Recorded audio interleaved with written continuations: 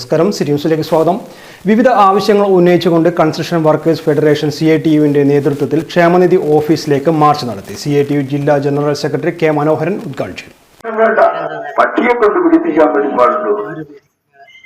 ഒരാൾ ധർമ്മത്തിന് പോയി പാവപ്പെട്ട മനുഷ്യനാണ്.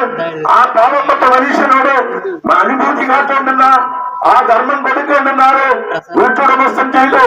എന്താ ചെയ്തത്? ധർമ്മമില്ല എന്ന് പറഞ്ഞു. ധർമ്മത്തിന് പോയ മനുഷ്യൻ തിരിച്ചു. കാശില്ലാഞ്ഞിട്ടായിരിക്കും ധർമ്മം തരാത്തത്.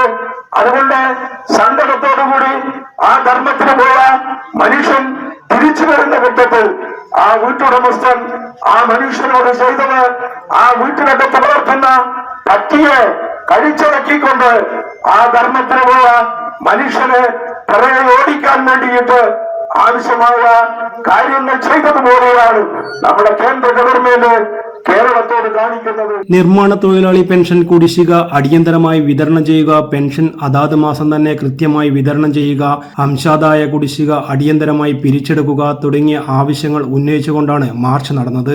അരക്കൻ ബാലൻ അധ്യക്ഷത വഹിച്ചു. KP Rajan, T Prasad, M Velayudhan തുടങ്ങിയവർ പങ്കെടുത്തു.